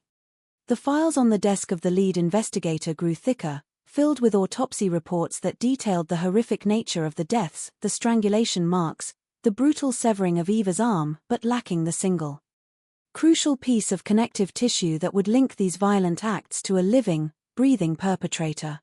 Compounding the difficulty was the total lack of organization in the killer's methods, which paradoxically made him harder to catch through traditional profiling.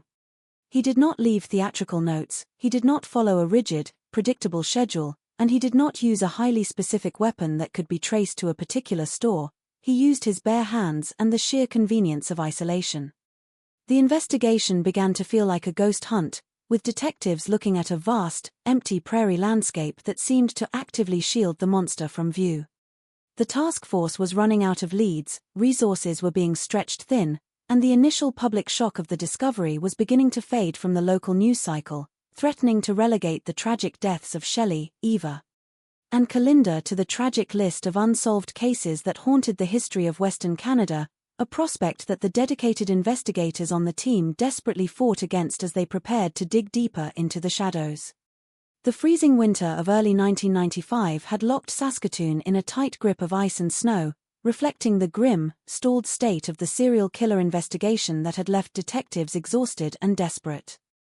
But justice has a strange way of emerging from the most unexpected and ignored corners of human existence, proving that those whom society deems the most invisible often possess the greatest power to expose the truth. In January of that year, a young woman wrapped tightly against the biting wind walked through the heavy glass doors of the police station, her body trembling not just from the sub-zero temperatures, but from a terrifying memory that she had carried in silence for nearly 3 years.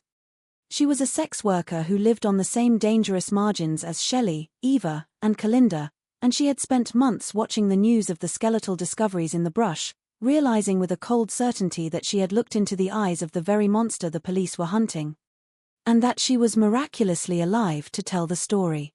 Sitting in a dimly lit interview room, cradling a hot mug of coffee with shaking hands, she laid out a narrative that provided the precise, shocking breakthrough the task force had been praying for. She took the detectives back to a dark night in 1992, describing how she had accepted a ride from 2 men in the core neighborhood of Saskatoon, expecting a standard transaction but quickly realizing she had stepped into a trap. As the vehicle sped away from the city lights and ventured into the vast, pitch-black rural roads, the driver and his passenger turned on her with a sudden, vicious ferocity. The man in the passenger seat, whom she described as an ordinary-looking individual with chillingly vacant, dead eyes, wrapped his large hands around her throat and began to squeeze with a lethal determination, trying to choke the life out of her right there in the moving car. With the primal strength of someone fighting for their absolute survival, she had clawed, kicked, and thrashed against her attacker, managing to break his grip, force the car door open as it slowed down near a secluded thicket, and tumble out into the darkness, running blindly through the brush until she reached safety. The detectives leaned forward, their hearts racing as they realized this woman was describing the exact same modus operandi used on Eva Taysup and Kalinda Waterhen, but the true breakthrough came when they asked her if she knew who these men were. She nodded, providing 2 names that would instantly crack the case wide open: Bill Corrigan and John Martin Crawford. The mention of Crawford's name sent an immediate shockwave through the police database system. When investigators pulled up his criminal record, the screen illuminated a terrifying history that confirmed their worst fears.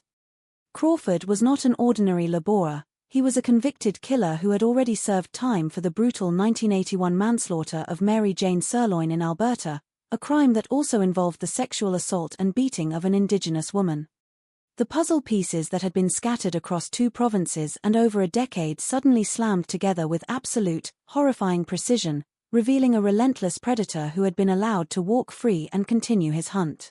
With a definitive suspect now in their sights, the task force moved with an urgent, dawn-dap speed, putting Crawford under 24-hour surveillance while forensic teams rushed to connect him physically to the crime scenes. They obtained search warrants for his residence and his vehicle, looking for any trace of the women who had vanished into his shadow. The breakthrough intensified when investigators brought Bill Corrigan in for a high-pressure interrogation, under the weight of the evidence and the realization that he was tied to a serial murder investigation. Corrigan's resolve crumbled. He began to talk, confirming that he had been present during the horrific abduction of 16-year-old Shelina Pope, painting a graphic picture of how Crawford had driven the teenager out to the isolated rural brush, subjected her to a terrifying assault, and then stabbed her to death with a cold, detached savagery before dumping her body in the dirt. Equipped with Corrigan's devastating eyewitness statement, the survival testimony of the woman who escaped, and the undeniable geographic and forensic links between Crawford and the dumping grounds, the police moved in for the final strike. In late January 1995, a fleet of unmarked police cruisers surrounded Crawford as he walked through a Saskatoon neighborhood, arresting him without incident. As the handcuffs clicked shut around his wrists, Crawford remained completely stoic, his face displaying the same dull, unbothered expression that had allowed him to blend into the working-class fabric of the city for years. The shadow that had haunted the streets of Saskatoon and left 3 young women to decay in the frozen plains was finally captured, bringing a sudden, dramatic end to a multi-year hunt and setting the stage for a judicial reckoning that would force a city to look directly into the face of evil. The courtroom in Saskatoon in May of 1996 became a stage for a grim and exhausting confrontation between human depravity and the cold mechanics of forensic justice. The air inside the gallery was heavy and thick with tension, packed daily with the families of the victims who sat shoulder to shoulder, holding framed photographs of their lost daughters and sisters, their eyes locked on the prisoner's box. John Martin Crawford sat there completely detached from the gravity of the proceedings, maintaining a chilling, unblinking stoicism that seemed to insult the immense grief radiating from the room. He wore a simple, unremarkably dull expression, a mask of total indifference that offered no hint of remorse or recognition for the horrors he had visited upon the community. Presenting the defense that the evidence against him was merely circumstantial and a product of a biased investigation targeting a man with a past record. To dismantle this defense, the prosecution built a formidable wall of evidence, relying heavily on the revolutionary insights of forensic anthropology and pathology to give a voice to the victims who could no longer speak. Expert witnesses took the stand to project graphic, clinical images of the skeletal remains onto the courtroom screens, pointing out with anatomical precision the structural damage that proved how the women died. They detailed the fracturing of fragile neck bones that indicated the immense, crushing force applied to the throats of Eva Taysup and Kalinda Waterhen, and they traced the distinct, sharp force trauma on the bones of 16-year-old Shelina Pope that matched the mechanics of a heavy blade. The most devastating forensic testimony focused on the clean, intentional severing of Eva's arm, an analysis that definitively proved the mutilation was a deliberate post-mortem act carried out by an individual with total control over the body, effectively destroying any narrative of an accidental death or an unruly street altercation gone wrong. The emotional climax of the trial came when the key witnesses took the stand to face Crawford in the bright, unforgiving light of the courtroom.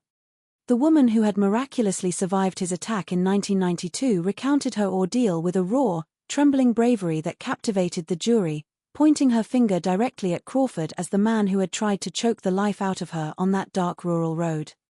Following her, Bill Corrigan's testimony provided the internal narrative of the crimes, as he detailed the final, terrifying moments of Shelina Pope, describing how Crawford had driven the teenager into the isolated brush and slaughtered her without a shred of hesitation.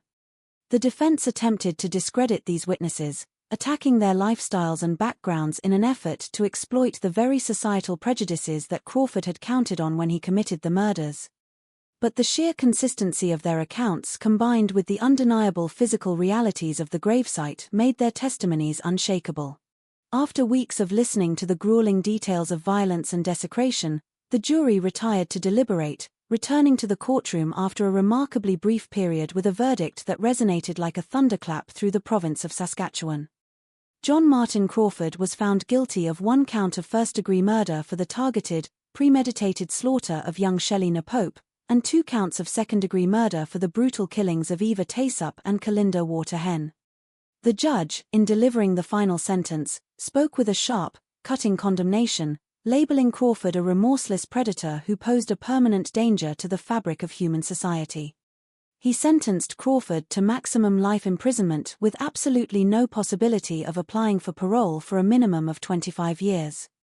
Ensuring that the man who had systematically hunted the most vulnerable members of the community would spend the remainder of his functional life locked away in a maximum security cell. The final chapter of Crawford's physical existence was marked by the same quiet anonymity that he had used to mask his crimes. He was transferred to the Regional Psychiatric Center in Saskatoon, a secure federal facility designed to manage high-risk offenders with complex, deeply ingrained psychological pathologies. There, he faded into the background of the correctional system, serving his decades in isolation while the world outside slowly began to grapple with the deeper, systemic meanings of his crimes. On December 16, 2020, at the age of 58, John Martin Crawford died quietly within the walls of the institution, a death that occurred without public fanfare or corporate media coverage, bringing a silent, definitive end to the life of a monster who had left an indelible trail of blood and sorrow across the Canadian prairies. The dust has long since settled over the shallow graves in the Saskatchewan brush, and the physical presence of John Martin Crawford has been permanently erased from the earth, yet the profound trauma of his actions continues to cast a long, suffocating shadow over the history of Canada. This case was never just an isolated chronicle of a lone monster executing a series of depraved acts. It was a devastating mirror that exposed a deep-seated, systemic sickness within the very structures meant to protect human life. When we look back at the timeline of events, the most horrifying revelation is not just the brutality of the killings themselves, but the agonizing realization that these women were essentially abandoned by the society that surrounded them. The silence that followed the disappearances of Shelina Pope, Eva Taysup, and Kalinda Waterhen was a constructed, structural quietness, born from a widespread indifference that looked at the faces of Indigenous women and chose to see them as invisible, disposable, and unworthy of a frantic rescue effort. This systemic apathy was laid bare by the courageous investigative work of journalist Warren Goulding, whose landmark book, Just Another Indian, A Serial Killer and Canada's Indifference, served as a scathing indictment of the racial and social hierarchies that governed the justice system. Goulding's work forced the public to confront an uncomfortable, bleeding truth.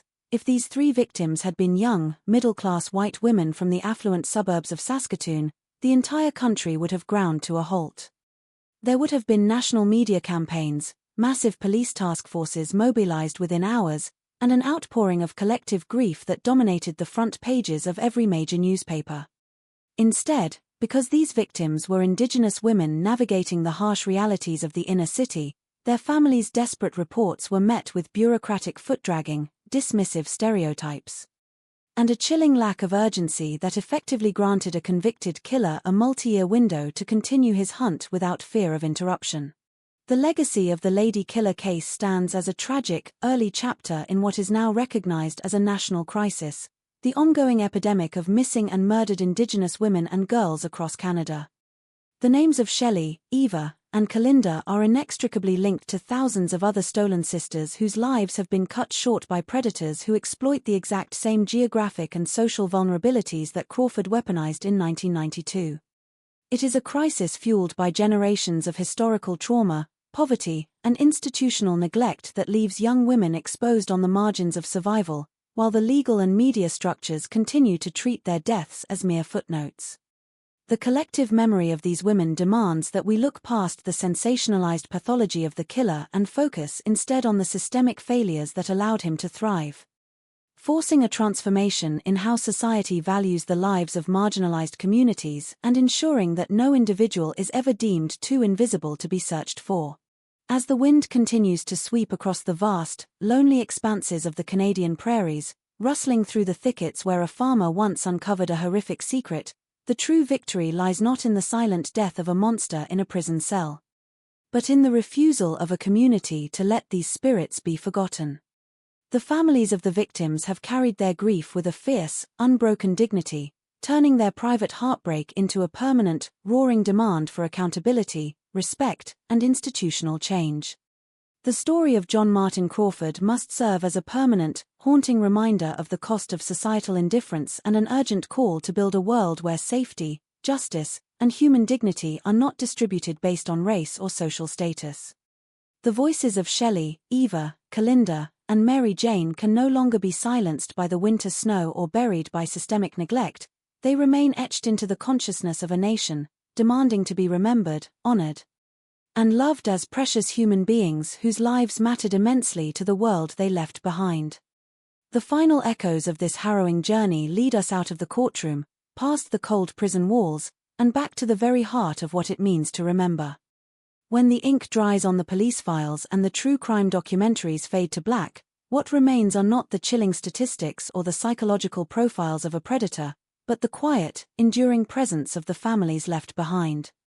For the mothers who still look out the window at dusk, for the children who grew up hearing only stories of the vibrant women they lost, the passage of decades does not erase the ache of a stolen future. Justice, in its legal form, is an essential structure, a necessary boundary that society draws to separate humanity from monstrosity, but it is never a complete cure for a broken heart.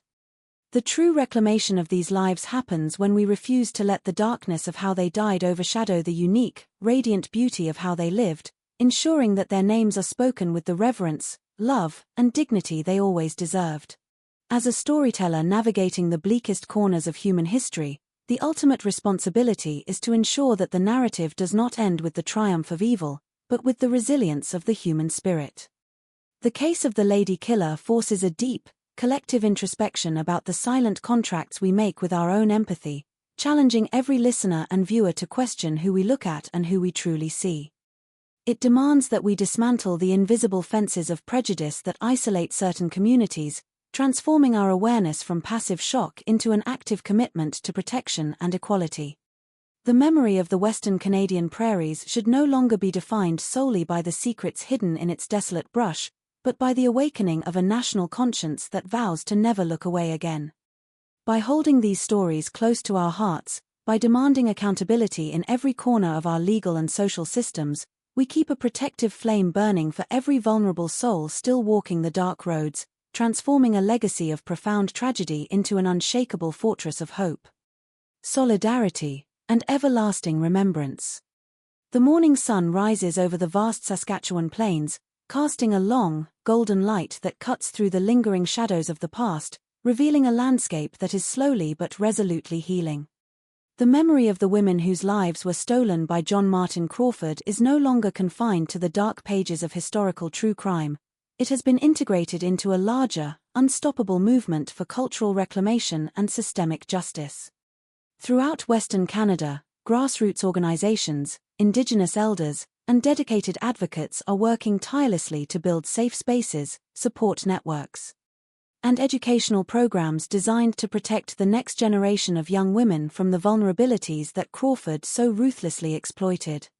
These initiatives are not just about safety protocols, they are about restoring a sense of cultural pride, re-anchoring displaced individuals to their ancestral traditions, and demanding that the foundational institutions of the nation treat every human life with an equal, uncompromising standard of protection and respect. To look into the future of this narrative is to see a profound shift in the way society engages with the stories of the marginalized, moving away from the sensationalized spotlight of the perpetrator and focusing firmly on the enduring strength of the community. Memorial marches, community gatherings, and permanent art installations across Saskatoon and neighboring cities now stand as defiant symbols of remembrance, ensuring that the names of Mary Jane, Shelley, Eva, and Kalinda remain visible to every citizen who walks these streets. These memorials do not just honor the dead, they serve as active, living warnings to any future predator that the days of hunting in the shadows of societal apathy are permanently over, and that any threat to a member of this community will be met with a swift, unified, and ferocious response from a public that refuses to look away. The silence that once shielded a serial killer has been thoroughly shattered, replaced by a roaring, multi-generational voice that echoes across the prairies, carrying a message of resilience, solidarity, and an unshakable commitment to justice. As we close this comprehensive chronicle, the final image that must remain in our minds is not the dark, vacant gaze of a defeated monster sitting in a prison cell, nor the bleak coldness of a rural ditch in the dead of winter. Instead, we must visualize the enduring warmth of a community fire, surrounded by the families, friends, and advocates who refused to let the memory of their loved ones be erased by time or indifference. Their legacy is carried forward in every young woman who walks with her head held high through the core neighborhoods of Saskatoon, in every systemic reform pushed through the halls of Parliament, and in every quiet moment of reflection where a name is spoken with love and honor. The Canadian plains will always be vast, and the northern winds will always blow cold, but they no longer carry the heavy weight of hidden secrets, they carry the names of the stolen sisters, floating high above the earth. Finally free from the darkness of the past and forever anchored in the light of eternal remembrance. Standing at the final threshold of this deeply painful exploration, we must realize that true crime is never merely about the puzzle of who committed the act or how they were caught, it is a profound examination of the social contract itself, a test of a community's moral compass. The tragedy of John Martin Crawford is that he was not an anomaly born in a vacuum, he was a symptom of an environment where indifference had been institutionalized over decades.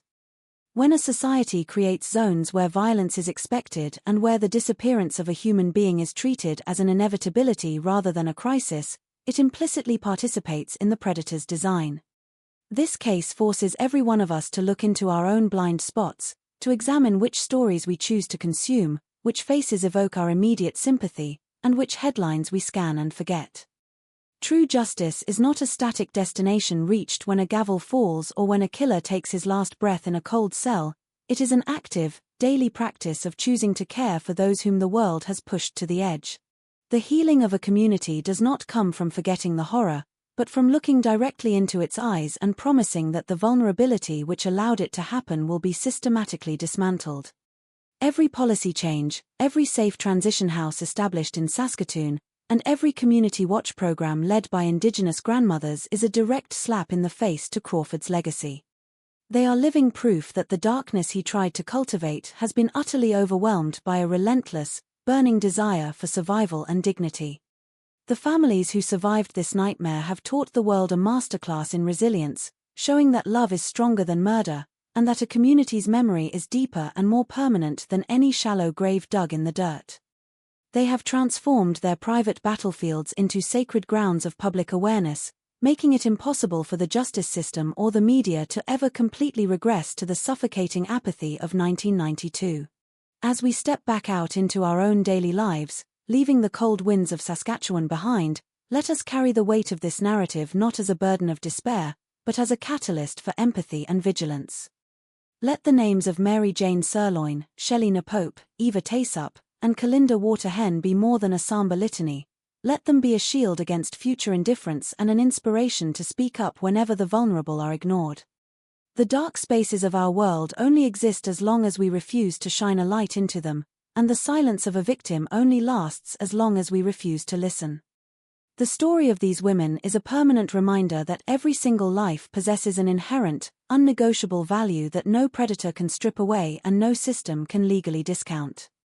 They are no longer lost in the brush or hidden beneath the prairie snow, they are found, they are spoken of, and they are woven forever into the unyielding fabric of our collective memory, walking hand in hand into the eternal, protected light of justice. The profound realization that lingers long after the courtroom lights have been extinguished is that a serial killer's true weapon is often the silence of the bystanders, a societal numbness that acts as an invisible accomplice to his cruelty. In the decades that have passed since John Martin Crawford was removed from the streets of Saskatoon, the landscape of Western Canada has had to undergo a painful, necessary evolution in how it addresses the safety and humanity of its most vulnerable citizens. It is no longer acceptable for a missing persons report to be categorized based on the lifestyle or ethnicity of the individual, as a direct result of the fierce advocacy born from this tragedy. The relentless pressure from the victims' families and the broader Indigenous community forced a restructuring of police protocols.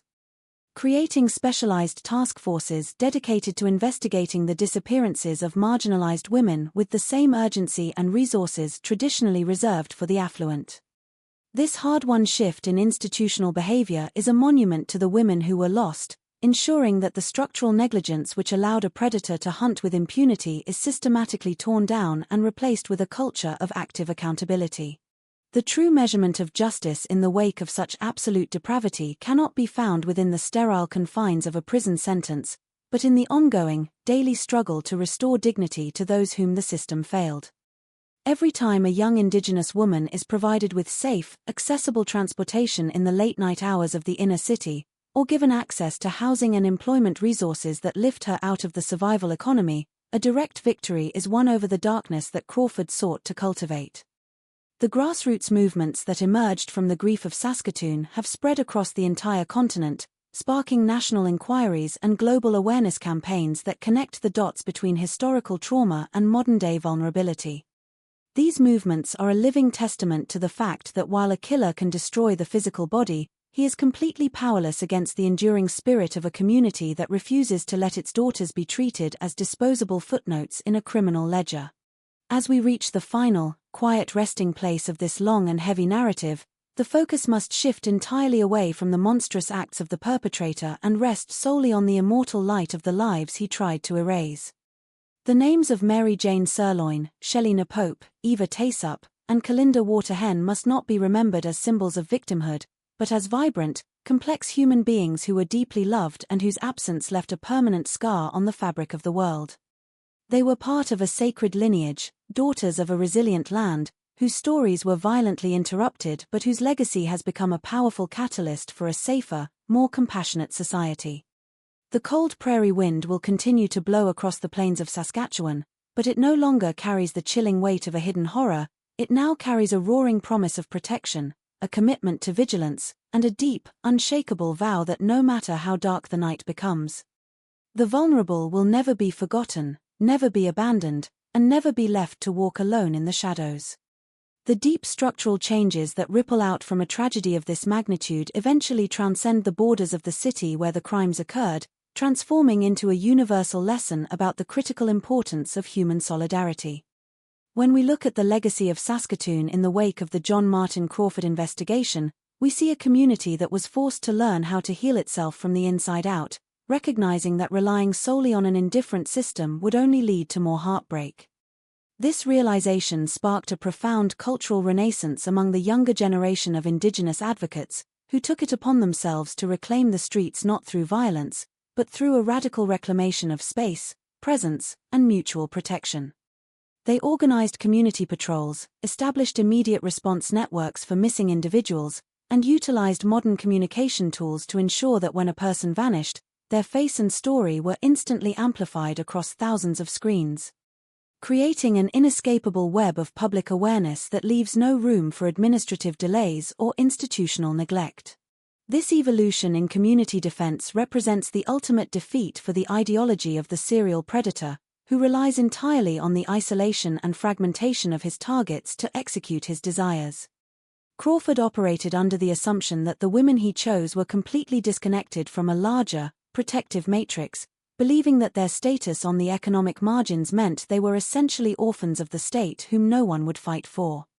By shifting the paradigm from vulnerability to collective empowerment, the residents of Saskatoon's core neighborhoods proved that the bond of shared ancestry and communal love is an unyielding force capable of staring down the absolute worst aspects of human nature. The modern-day security frameworks being implemented across Western Canada are deeply rooted in this philosophy of interconnectedness.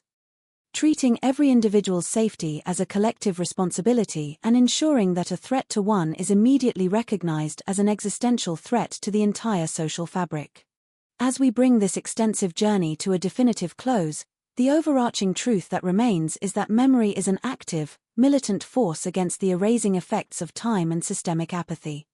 The historical record of this case has been permanently corrected, moving away from the dismissive, clinical language of early police reports and anchoring itself firmly in the deeply human, honorable context of lives cut short but never truly extinguished. The names of Mary Jane, Shelley, Eva, and Kalinda have become foundational pillars in the ongoing fight for human rights in Canada, inspiring a continuous wave of legal, social, and cultural reforms that stretch far beyond the borders of Saskatchewan. The vast, open skies of the Canadian prairies no longer feel like a cold canopy over an indifferent earth. Instead, they reflect the expansive, unyielding determination of a society that has opened its eyes to its own failures and sworn a sacred oath to protect its most vulnerable citizens, ensuring that the light of truth, dignity, and eternal remembrance will forever guide them home.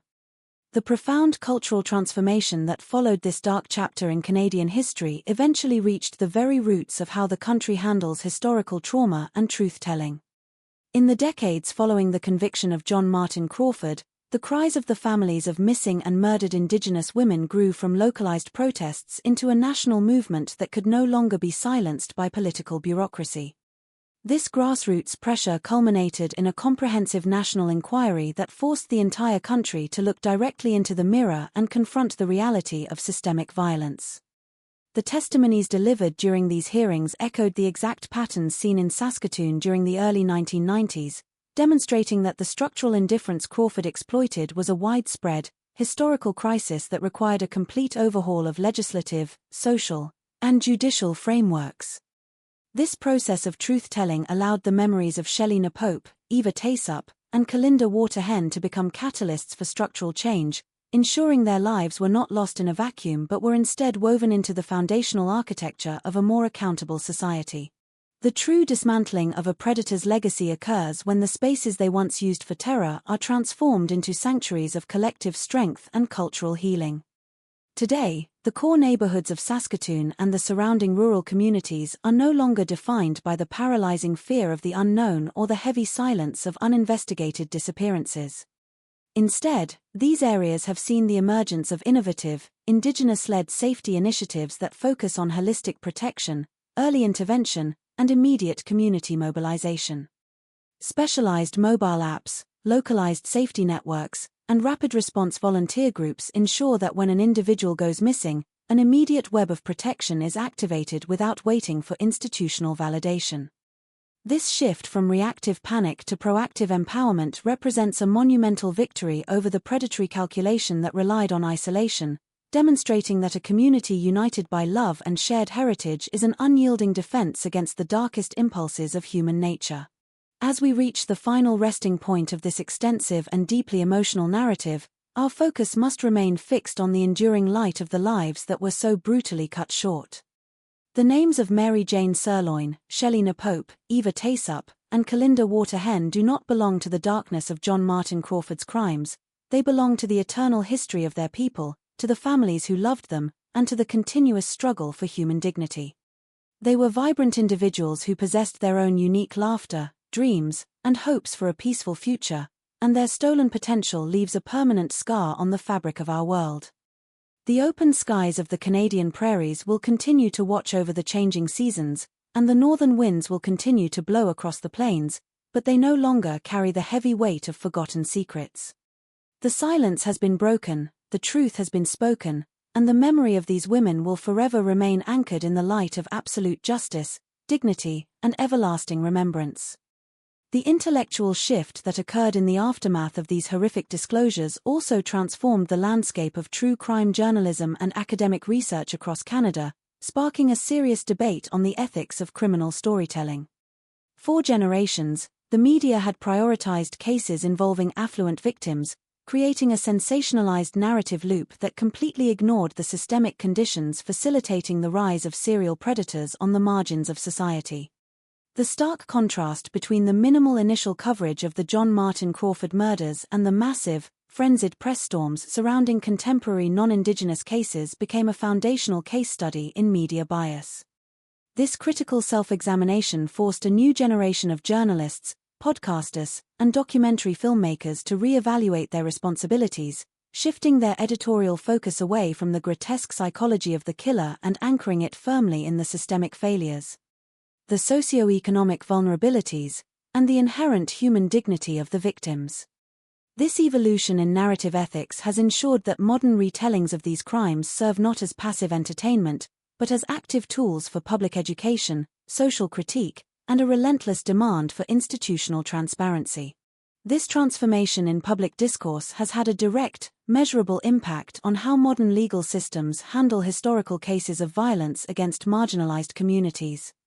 The lessons extracted from the failures of the Crawford investigation contributed to the creation of cold case units explicitly tasked with re-examining unsolved disappearances of Indigenous women from the late 20th century using advanced DNA profiling and modern forensic techniques. Investigators are now trained to recognize that a lack of cooperation from a marginalized community is not a sign of indifference, but a structural symptom of historical trauma, requiring a trauma-informed, culturally sensitive approach to gathering evidence and building trust. By looking back at the dark corridors of the 1990s with a corrected analytical lens, the modern justice system is slowly attempting to close the vast gap of accountability, proving that the passage of time does not diminish the state's obligation to find the truth or to hold predators accountable, regardless of how long their secrets have been buried in the earth. As we step back and look at the entire, expansive tapestry of this narrative, we see that the true legacy of the Saskatoon tragedy is a monument of unyielding resistance built from the bricks of collective grief. The memory of Mary Jane Sirloin, Shelley Napope, Eva Taysup, and Kalinda Waterhen has been permanently rescued from the cold, indifferent silence of the prairie brush and placed at the absolute center of a national awakening. Their lives were cut short by an act of absolute malice, but the story of their community's refusal to let them be forgotten has become an inspiration for civil rights and social justice movements worldwide. The vast plains of Saskatchewan will always stand open and wide under the northern sky, and the winters will always arrive with their freezing, quiet isolation, but the human landscape has been fundamentally altered. The light of truth has penetrated the deep thickets of systemic neglect, ensuring that the vulnerable are seen, their voices are amplified, and their right to safety and dignity is recognized as an unalterable, sacred law that will protect generations to come. The ongoing structural re-education within the legal framework has also triggered an unprecedented collaboration between grassroots community leaders and forensic specialists across Western Canada. In the decades following the dark revelations of the John Martin Crawford case, it became painfully clear that traditional investigative methodologies were fatally flawed when applied to populations living under the constant weight of social exile and displacement. This realization gave birth to specialized training modules within police academies, designed to strip away the implicit biases that previously led detectives to dismiss the disappearance of an Indigenous woman as a lifestyle choice rather than a potential homicide. Modern investigative teams are now taught to analyze the social geography of the inner city through a lens of protective urgency, recognizing that the absence of a mother, a daughter, or a sister from her usual community circles is an immediate red flag that demands an instant, resource-heavy deployment of forensic assets, mirroring the exact protocols used when a child vanishes from an affluent suburban neighborhood. This systemic pivot from institutional neglect to structural vigilance has been heavily reinforced by the evolution of localized community safety patrols that operate independently of traditional law enforcement.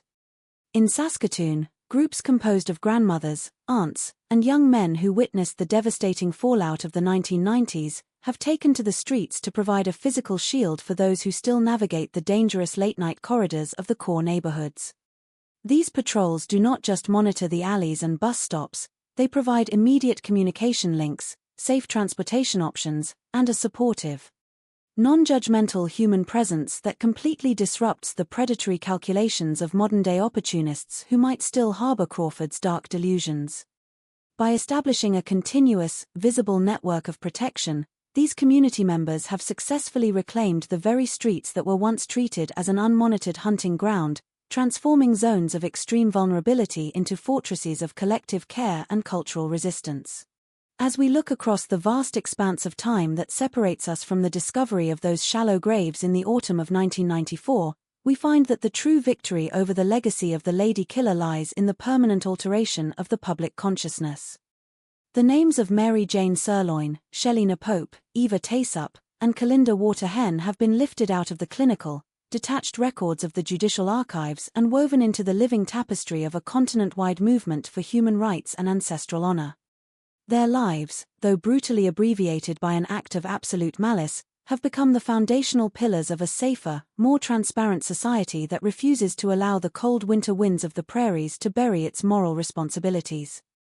The expansive sky of Saskatchewan will always stretch far and wide over the northern plains, and the seasons will continue their relentless, cyclical march, but the ground beneath them no longer holds the weight of forgotten horrors, it holds the deep, unyielding roots of a nation that has finally opened its eyes, broken its silence, and sworn a sacred, eternal oath to protect and cherish its most vulnerable children. The deep, structural transformation that began in the heart of Saskatoon has gradually expanded its influence into the legislative halls of the country, driving a complete overhaul of how violent crimes against marginalized groups are categorized, tracked, and prevented. For generations, the lack of centralized data and the fragmentation of information across different provincial jurisdictions allowed traveling predators to slip through the gaps of law enforcement networks. Exploitation that John Martin Crawford utilized as he moved his operations from Alberta to Saskatchewan. To permanently close these loopholes, policy advocates and legal experts have successfully pushed for the creation of integrated, national databases specifically designed to trace patterns of violence against Indigenous women, ensuring that an incident in one small prairie town is immediately cross-referenced with similar cases across the entire continent. This digital net of accountability acts as a modern, high-tech shield that prevents the localized isolation of victims, making it impossible for a serial offender to hide their patterns behind a wall of administrative bureaucracy or geographic distance. This legislative evolution has been accompanied by a massive, grassroots effort to rewrite the educational curricula in schools and universities across the nation, ensuring that the historical and systemic context of this crisis is taught to future generations. Students are no longer learning about the history of Western Canada through a sanitized lens that ignores the ongoing realities of systemic discrimination and structural violence. Instead, the stories of the women lost in the early 1990s are studied alongside the broader history of First Nations resilience, forcing young minds to critically evaluate how societal prejudices can create environments where a predator can operate undetected. By embedding these difficult truths into the educational framework, the community is raising a new generation of citizens, lawyers, journalists, and leaders who are inherently equipped with the empathy and analytical tools required to identify vulnerability, challenge institutional neglect, and fiercely protect the human rights of every individual, regardless of their socioeconomic or ethnic background. As we stand in the present day, looking back at the dark, frozen roads where this nightmare unfolded, we can see that the ultimate defeat of Crawford's ideology lies in the complete failure of his attempt to erase these women from existence. He chose his victims because he believed the world would cooperate with their disappearance, that the mud and the dense brush of the rural ditches would swallow their memories whole, leaving him to walk free as the sole author of their fates. But the unyielding determination of their families, the sharp analysis of forensic scientists, and the fierce advocacy of a global movement have completely inverted his calculations, turning his secret graveyards into foundational landmarks of a massive social awakening. The names of Mary Jane Sirloin, Shelley Napope, Eva Taysup, and Kalinda Waterhen are now etched into the collective consciousness of a nation, spoken not with the quiet voice of shame or victimization, but with the resounding, powerful tone of honor, love, and eternal justice that will continue to guide, inspire, and protect the generations of tomorrow. The intellectual and cultural landscape that emerged from this darkest chapter of Canadian history has ultimately fostered a profound transformation in the field of community psychology and trauma recovery across the Western provinces. For decades, the psychological fallout of serial violence on marginalized communities was entirely overlooked, leaving the families of victims to process their profound grief within the same isolating structures that failed to protect their loved ones in the first place. Today, this profound oversight is being actively corrected through the establishment of culturally grounded, trauma-informed healing centers that operate directly within the urban cores of cities like Saskatoon. These sanctuaries are designed not merely to provide clinical psychological support, but to offer a holistic space where ancestral traditions, community storytelling, and collective mourning can fuse into a powerful medicine for generational trauma. By integrating traditional land-based practices and spiritual ceremonies into the recovery process, these centers are successfully helping families reclaim their sense of personal and collective sovereignty, proving that the psychological wounds inflicted by a predator can be met with an even deeper, more resilient framework of communal care. This evolution in healing has fundamentally altered the relationship between grassroots advocates and academic institutions, turning the painful lessons of the Crawford case into a catalyst for specialized sociological and criminological research. Universities across the continent now host dedicated chairs and research departments focused entirely on studying the intersections of racial discrimination, socioeconomic vulnerability, and predatory behavior. Ensuring that the structural mechanics of serial murder are thoroughly understood and systematically dismantled. This academic rigor ensures that the stories of Shelley Pope, Eva Taysup, and Kalinda Waterhen are not treated as sensationalized anomalies in criminal history textbooks, but are studied as critical data points that demonstrate the urgent need for comprehensive social safety nets and housing security. By converting raw, agonizing grief into peer-reviewed research and actionable social policy, the community has effectively stripped the serial killer of his ability to paralyze society with fear, transforming his acts of absolute malice into an educational foundation that empowers future policymakers to build a more equitable and transparent justice system. As we cast our gaze across the expansive, open horizon of Saskatchewan, where the sun sets over the golden fields and the prairie wind whispers through the tall grass, we can feel the permanent shift in the atmosphere of this land. The dark, suffocating silence that once defined the rural ditches outside Saskatoon has been completely conquered by a continuous, vibrant symphony of community resistance, artistic expression, and historical truth-telling. The names of Mary Jane Sirloin, Shelley Pope, Eva Taysup, and Kalinda Waterhen are no longer whispers in the shadows of an indifferent city. They are roaring, foundational pillars of light that illuminate the path forward for an entire nation. They remind us that the ultimate measure of a civilization lies in its willingness to protect, cherish, and seek justice for its most vulnerable members, and that no amount of snow, dirt, or administrative apathy can ever truly extinguish the immortal fire of human dignity.